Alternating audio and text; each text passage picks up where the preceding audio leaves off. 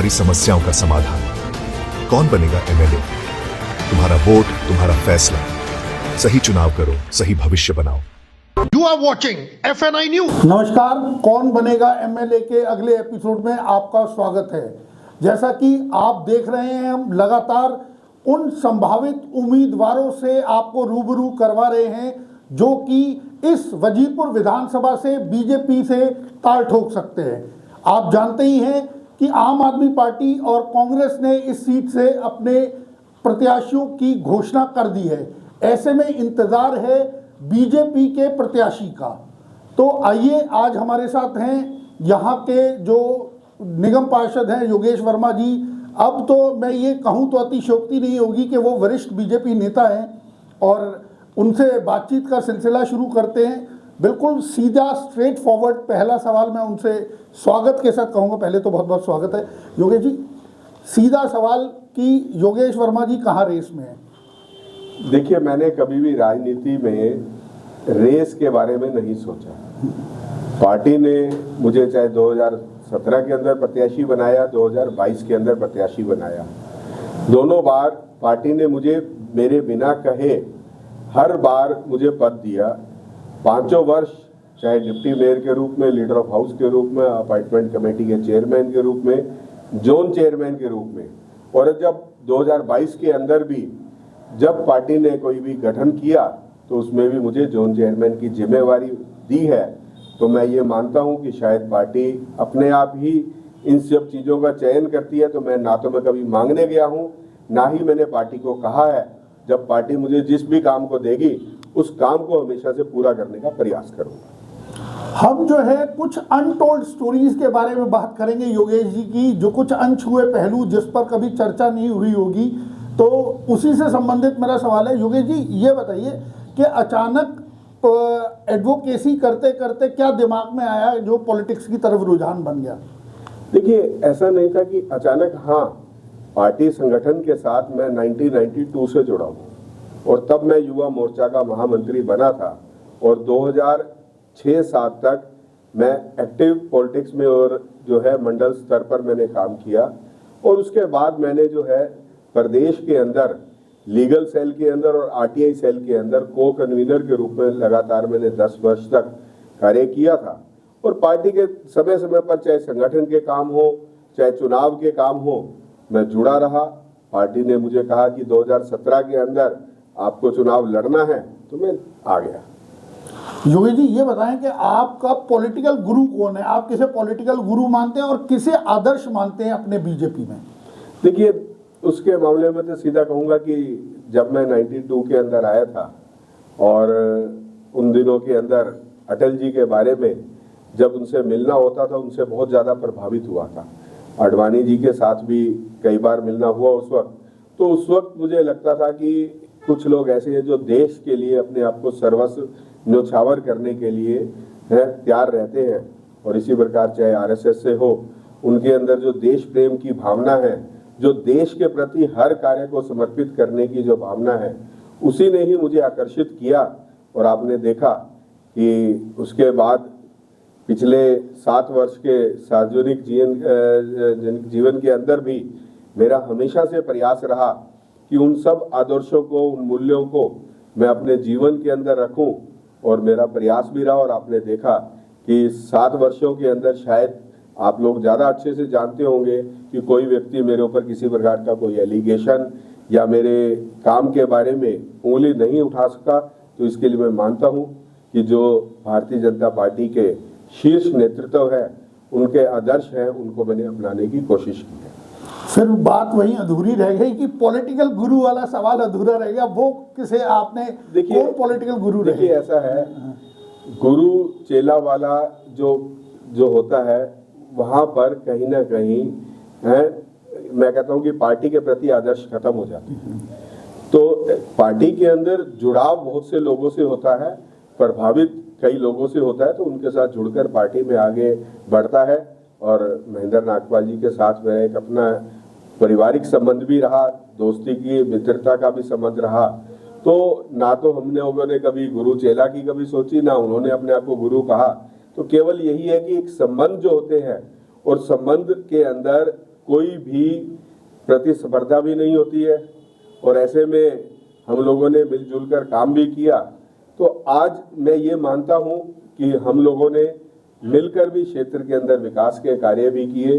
बहुत सारी चीजें ऐसी होती हैं जो सभी लोग चर्चा भी करते हैं और मेरा तो एक मानना ये भी है कि कोई व्यक्ति पूर्ण नहीं है। उसको मेरे फादर कहा करते थे कि आप घर से जब निकलो तो ये सोच के निकलो कि आज मुझे कुछ 2 या 3 नई बातें सीख कर आनी है। तो यही सीखने की इच्छा ही मुझे आगे बढ़ने के लिए प्रेरित करती रही। जब आपने धरातल पर राजनीति शुरू की तो कितने समय तक आप जो है आपको लगा कि अब मेरे को ग्राउंड लेवल से ऊपर उठ के जाना चाहिए, और वो कौन से पॉलिटिकल लीडर्स थे जिनकी वो किस्सा आप हमसे शेयर कर सकें कि आपकी जो पहली मुलाकात सीनियर पॉलिटिकल लीडर से बीजेपी में हुई? देखिए, मेरे को याद है 92 की बात है, 93 की बात होगी कि जब मैं BL शर्मा प्रेम जी से मिला और उस वक्त वो सांसद का चुनाव लड़ रहे थे। उनकी जो बोलने की शैली थी, दबंगई से बात करते थे और सबसे अच्छी चीज़ थी कि हर बात को साफ तरीके से बोलते थे। तो वो उन सब बातों ने मुझे प्रभावित किया था उस वक्त, क्योंकि मुझे को वो भी दिन याद है कि उन्होंने एक छोटा सा, मैं था उस वक्त शायद 25-26 साल का रहा हूँगा, उस वक्त उन्होंने मुझे कहा कि ये काउंटिंग के अंदर जाएगा और ये मेरी RO की टेबल को संभालेगा। तो वो जो सब चीज़ें थी उसने मेरा कॉन्फिडेंस लेवल तो मेरा बढ़ाया था कि हम लोग जब मुझे याद है वो उन दिनों बैलेट पेपर हुआ करते थे और एक रात पूरी अगले दिन भी शाम तक हम वापस आए थे। बैलेट काउंटिंग थी, बहुत बड़ी एक कंस्टिट्यूएंसी थी। तो उस काउंटिंग के अंदर मेरा बहुत बड़ा सीखने को मुझे मिला, जो मैंने 1.5 या 2 दिन उस वक्त उनके साथ लगाए थे। तो वो मेरे लिए एक बहुत बड़ा लेसन भी था और उसके बाद उसने मुझे प्रेरित भी किया उस काम ने।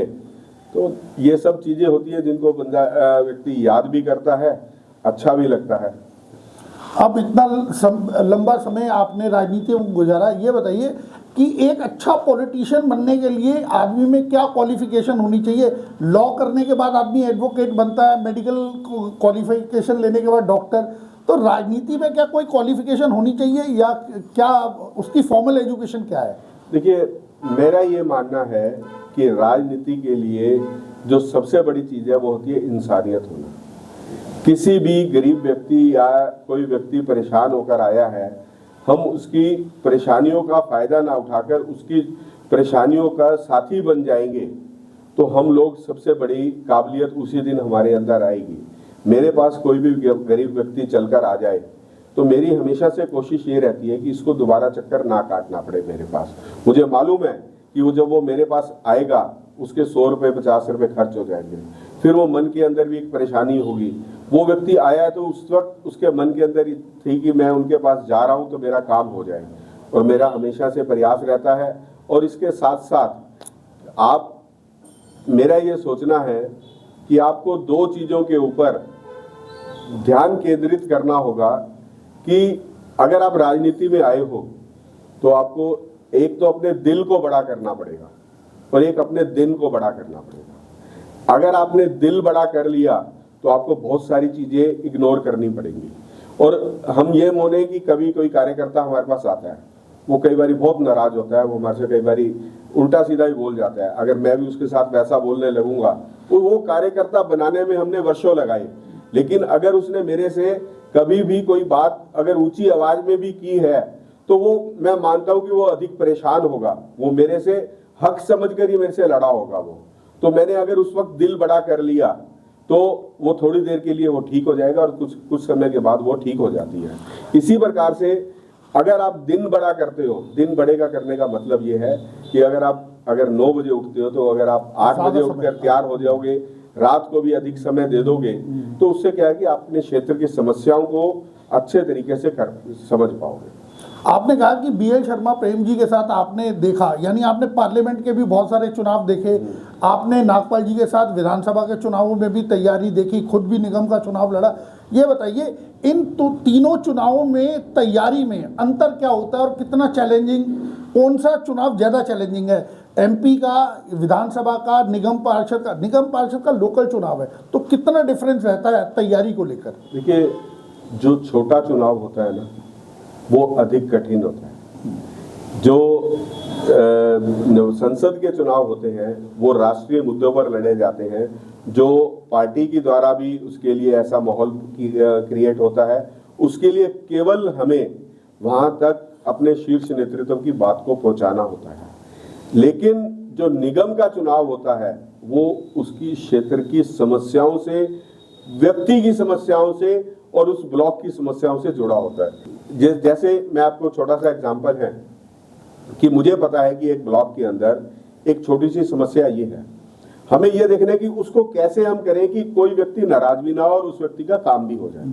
तो उस वक्त ज्यादा परेशानी होती है और जो व्यक्ति होता है वो भी अपनी बात को, जब हमारा छोटा चुनाव होता है तो ज्यादा दृढ़ता से रखता है, जब वो बड़ा चुनाव होता है, सांसद का चुनाव होता है, तो वो उतनी बातों को, उनके मुद्दे डिफरेंट होते हैं, उनकी सोच डिफरेंट होती है।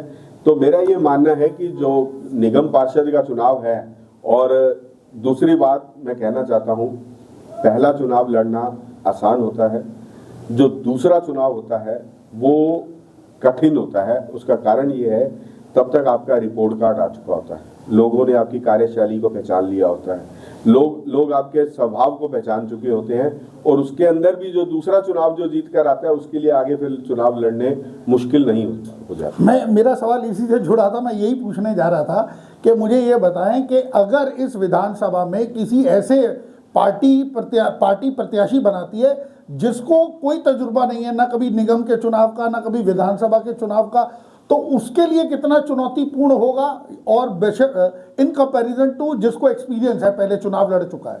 देखिए, अनुभव का तो फायदा मिलता ही है, ये बात तो सत्य है, परंतु अब ये डिपेंड भी करता है कि अगर पार्टी किसी के ऊपर विश्वास व्यक्त करती है, चाहे उसका पहले, क्योंकि जब मैंने पहला चुनाव लड़ा, हो सकता है, लेकिन मैं, ठीक है कि पहले मैं चुनावी राजनीति से जुड़ा हुआ था, सार्वजनिक जीवन में भी ज्यादा एक्टिव था, लेकिन एक नए व्यक्ति के लिए कुछ अधिक मेहनत तो करनी ही पड़ती है।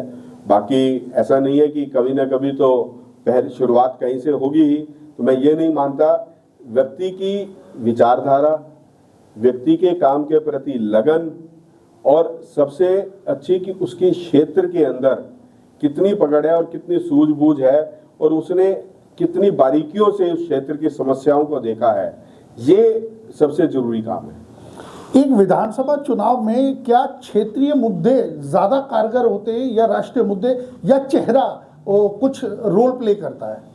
देखिए, ऐसा है कि मुद्दे जो है ना वो अपने आप में बहुत बड़ी ताकत रखते हैं, क्योंकि विधानसभा का चुनाव है, कुछ क्षेत्रीय मुद्दे भी उठेंगे, कुछ दिल्ली से संबंधित मुद्दे भी उठेंगे, क्योंकि आज दिल्ली की जो हालत हो चुकी है, और दिल्ली की हालत करने में जो आम आदमी पार्टी की सरकार ने जो माहौल बनाया है, ये हमारे लिए बहुत चिंताजनक है। चर्चा आज उन पर भी करने की जरूरत है। चर्चा आज विधानसभा के अंदर निष्क्रियता की भी है, जो यहाँ के क्षेत्रीय विधायक के द्वारा है। चर्चा आज पानी की भी दिक्कत की है। चर्चा आज वजीरपुर की अगर होती है, तो वजीरपुर आज अगर टीवी में प्रतिदिन नाम आता है तो केवल इसीलिए आता है कि यहाँ पर प्रदूषण सबसे ज्यादा है। तो ये बड़ा चिंतनीय विषय है हमारे लिए कि आज हमने क्या किया, कि जो जनप्रतिनिधि यहाँ रहा है उसने कितना समय इन सब बातों के लिए दिए। आज इन सब को भी आज लोग पूछने वाले हैं। आप केवल जो है पार्टी के नाम से कब तक जीत पाएंगे? आज अगर कोई व्यक्ति आगे कहे जी हम लोग पार्टी के नाम से जीत जाएंगे, या हम लोगों ने कुछ घोषणाएं कर दी हैं, लोग ये समझ लेंगे। लेकिन जनता अब जागरूक हो चुकी है। जनता पूछती है कि आपने, ठीक है कुछ आपने इस प्रकार की घोषणाएं भी की, लेकिन क्षेत्र की बारीकियों के साथ, क्षेत्र की जो दिक्कतें थी उसके लिए क्या किया, वो भी जरूर पूछती है, क्योंकि 10 साल का रिपोर्ट कार्ड जनता जरूर मांगेगी। ये बड़ी अजीब और गरीब स्थिति है। मैं पर्टिकुलर वजीरपुर विधानसभा की बात करूं तो यहाँ 2 बार सांसद, या कहूं कि पिछले अगर 3 दशकों 4 दशकों का रहे, तो यहाँ पर बीजेपी को सीट मिली है नॉर्थ में, यहाँ पर लोकसभा की। लेकिन बात जब निगम की आती है और विधानसभा की आती है, आंकड़े बिल्कुल डिफरेंट हो जाते हैं। ऐसा क्यों होता है? देखिए, ऐसा है कि जहां तक बात है लोकसभा की, वहां पे बिल्कुल ठीक है कि राष्ट्रीय मुद्दे जरूर रहते हैं और हम लोगों ने इस बार भी विधानसभा को जो है 22,000 वोटों से जीता है। इसका मतलब आप ये तो मान के चलिए कि भारतीय जनता पार्टी की विचारधारा से जुड़े हुए लोग तो बहुत हैं। अब वो किन मुद्दों को देखकर उदासीन हो जाते हैं, इसके लिए इस बार पार्टी ने चिंता की है। और मैं आपको इतना विश्वास दिला सकता हूं कि इस वक्त जो दिल्ली की हालत है और जिस प्रकार से भारतीय जनता पार्टी ने पिछले 5 वर्षों से लगातार संघर्ष किया हमारे प्रदेश के अध्यक्ष वीरेंद्र सचदेवा जी के नेतृत्व में, और इस बार बिल्कुल हवा भी बदली हुई है, फिजा भी बदली हुई है और आने वाले दिनों के अंदर वो दौर भी बदला हुआ होगा, ये केजरीवाल भी बदला हुआ होगा और इस देश की, इस क्षेत्र की जनता, दिल्ली की जनता ये मानेगी, ये देखेगी कि दिल्ली भारत के प्रधानमंत्री मोदी जी के साथ डबल इंजन की सरकार जब चलेगी तो आप देखोगे कि ये वास्तव में और निश्चित रूप से देश की राजधानी दिखने लगेगी। मैं आंकड़ों पर आऊंगा, मुझे ये बताइए, वजीरपुर विधानसभा में 3 निगम पार्षद हैं, पहले 4 थे। अगर अभी फिलहाल के निगम के चुनाव की बात करूं, 3 सीटों की बात करूं, तो आंकड़े कैसे बदले और किसके फेवर में रहे? जिसने जीत दर्ज करी, जाहिर सी बात है 2 सीट आपकी पार्टी के पास है, तो मार्जिन क्या रहा? आम आदमी पार्टी ने अगर जीती तो कितने मार्जिन से जीता? देखिए, जो चुनावों की जहाँ आंकड़े की बात कर रहे हो, मैं यहाँ से 2360 वोटों से जीता। यहाँ से सीट करीब कोई साथ वाली जो 65 नंबर थी हमारी भारतीय जनता पार्टी की, वो करीब 150 वोटों से जीती थी, है 156 वोटों से। इसी प्रकार से 2300 वोटों से वो जीते थे। तो आंकड़े जो थे वो हम लोग, अगर हम आंकड़ों के हिसाब से भी चले तो केवल 1 सीट हम हारे, 2 हम जीते थे यहाँ से। तो आपने देखा कि उस वक्त कुछ वोटिंग भी कम हुई थी, लेकिन मेरा इस बार मानना है कि इस बार जागरूकता ज़्यादा है, लोगों की क्षेत्रीय विधायक के प्रति भी है एक रोष है, तो इस रोष का वोटों में बदलना तय है, ये मैं आपको आज कह सकता हूँ। जहाँ तक बात आंकड़ों की है, हम लोग लोकसभा के अंदर इस सीट को 22,000 वोटों से जीत कर आए हैं। 22,000 वोटों से जीतने वाले 11,000 मैंने अपने वार्ड से जीता। और मैं आपको आज एक बात बता दूं कि लोगों में अक्सर ये कहा जाता है कि झुग्गी झोपड़ी के अंदर आम आदमी पार्टी का और कांग्रेस का दबदबा है। इस बार आम आदमी पार्टी और कांग्रेस दोनों मिलकर लड़ी, लेकिन उसके बावजूद मैंने अपने वार्ड के अंदर जो 20 बूथ झुग्गी झोपड़ी के थे वो 525 वोटों से जीते हैं। ये विधानसभा के अंदर मेरे वार्ड ने एक पूरा करिश्मा करके दिखाया है। तो ये आप कह सकते हैं कि झुग्गी झोपड़ी के अंदर भी आज देश के प्रधानमंत्री मोदी जी का नेतृत्व के बारे में चर्चा है। अवश्य इस बार जो विधानसभा का चुनाव होगा उसके अंदर भारतीय जनता पार्टी झुग्गी झोपड़ी एरिया के अंदर भी जीत कर आने वाली है। ये 22,000 का आंकड़ा बड़ा दिलचस्प है। आपने कहा कि इस बार के लोकसभा में 22,000 से जीत रही। पहली बार विधानसभा में आम आदमी पार्टी इस विधानसभा से 22,000 से जीती थी। राजेश गुप्ता 22,000 के मार्जिन से जीता, फिर वो 11,500 के मार्जिन से जीता। तो इस बार आपको क्या लगता है कितना जीत का मार्जिन रहेगा अगर बीजेपी आपके हिसाब से जीत दर्ज करती है तो? देखिए, मैं इसलिए आपसे कह रहा हूं कि जो ये 22,000 की वोटों की जो मैंने बात की है, आप इससे ये तो समझ सकते हैं कि जो वोट लोकसभा में हुए पड़े, इसका मतलब वो भारतीय जनता पार्टी से एलर्जी नहीं रखते हैं या भारतीय जनता पार्टी से दूर नहीं है। और उसके बाद हमने निरंतर प्रयास भी किया है कि उन लोगों के हम टच में रहे हैं और इस बार मैं ये मानना है कि हम इसी के आसपास के मार्जिन से हम इस सीट को जीतने भी वाले हैं। एंटी इनकम्बेंसी जो है ना, एक बहुत बड़ा फैक्टर रहता है। 10 साल राजेश गुप्ता को इस क्षेत्र में हो गए, कुछ एंटी इनकम्बेंसी उनके खिलाफ होगी। और अगर ईश्वर करे आपको अगर टिकट मिलती है तो 7 साल लगभग आपको हो गए, आपके खिलाफ कितनी एंटी इनकम्बेंसी है या होगी, या उनके खिलाफ कितनी है आम आदमी पार्टी वालों के खिलाफ? देखिए, जहां तक एंटी इनकम्बेंसी की बात जो आप कर रहे हो, एंटी इनकम्बेंसी उसकी होती है जहां पर क्षेत्र के अंदर जो है काम ना हो। मैं आज अपना रिपोर्ट कार्ड रखने को तैयार हूं कि विधायक के पास 10 करोड़ रुपए साल के होते हैं और जो है अगर 10 साल के माने तो 100 करोड़, अब तो उन्होंने उसका 15 करोड़ कर दिया। मैं आज पूछना चाहता हूं दिल्ली के अपने वजीरपुर विधानसभा के विधायक से कि जिस क्षेत्र के अंदर मैं गया हूं वहां पर अपना रिपोर्ट कार्ड लेकर आ जाए। मैं आपको चैलेंज करके कह रहा हूं, आपके चैनल पर 90% जो एरिया मेरे पास है, मैंने आज उससे अधिक अपने क्षेत्र के अंदर काम करके दिखाया है। लोगों को ये जरूर लगता होगा कि भाई निगम के अंदर पैसा नहीं है, प्रतिदिन अखबारों में पढ़ते हैं, लेकिन प्रभु ने मुझे योग्यता दी, प्रभु ने मुझे पद दिए, पार्टी ने मुझे पद दिए। मैंने अपने प्रभाव से अधिकारियों के ऊपर प्रभाव बनाते हुए मैंने अपने पिछले कार्यकाल के अंदर 12.5 करोड़ रुपए के 5 साल के अंदर काम करके चैलेंज करके किया था। केवल नॉर्थ दिल्ली के अंदर मुश्किल से 3 या 4 पार्षद ऐसे होंगे जिनको इतना फंड मिला। अब आप कहेंगे जी फंड तो निगम में था ही नहीं, क्योंकि मुझे पता है आपका, लेकिन ऐसा होता है, बहुत से ऐसे हेड्स होते हैं जिसके अंदर काम कराने की आपकी क्षमता होनी चाहिए, आपके संपर्क होने चाहिए, आपकी नीयत साफ होनी चाहिए। अगर आपकी नीयत साफ नहीं है, अधिकारी आपके काम नहीं करेंगे, वो आपके काम में रोड़े अटकाएंगे या आपसे कुछ उम्मीद करेंगे।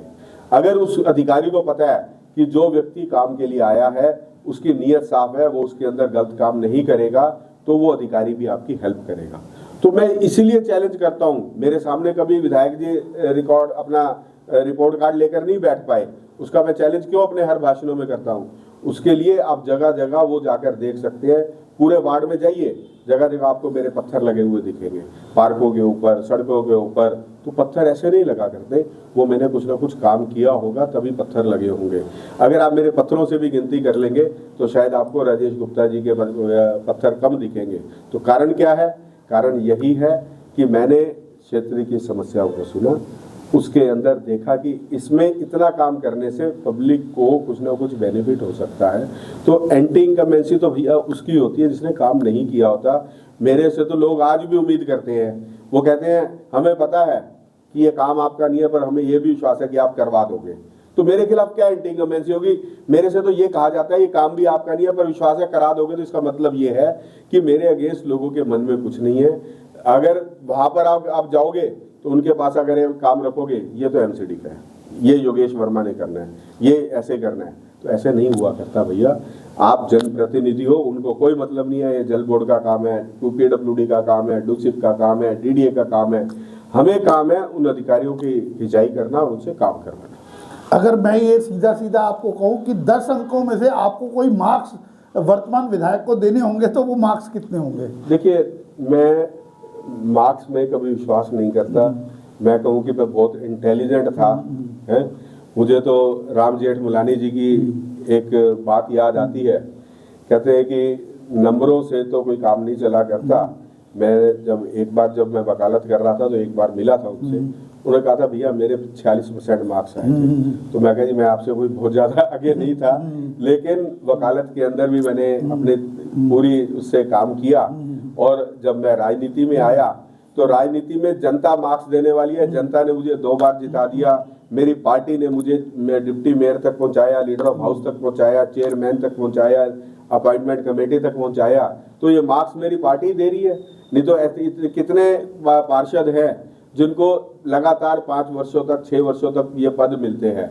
तो ये मार्क्स आप समझ सकते हैं, जनता ने मुझे दोबारा जिताया, तो शायद इससे बड़ी मेरे लिए कोई उपलब्धि भी नहीं है।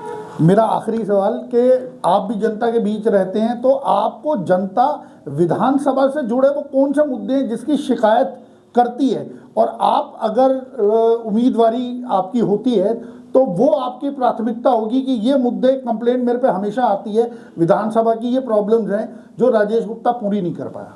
देखिए, असल में तो सवाल यही है आज के दिन के अंदर कि आज वजीरपुर विधानसभा की हालत बद से बदतर हो चुकी है। आप आज देखिए कि सड़कें, इतना ट्रैफिक जाम है। कारण जब हम आगे जाते हैं तो इतना सा खड्डा दिखता है जिसके कारण ट्रैफिक जाम हो जाता है और पीछे सैकड़ों गाड़ियां रुक जाती हैं। इसी प्रकार से उससे पोल्यूशन भी हो रहा है। आज जब मैं जाता हूँ एरिया के अंदर, एक गरीब व्यक्ति को 30 रुपए की एक बोतल खरीद कर लानी पड़ती है, और वो अगर 2 दिन के अंदर 2 बोतल खरीदता है तो 60 रुपए प्रतिदिन का हो गया और महीने का 1800 रुपए हो गया।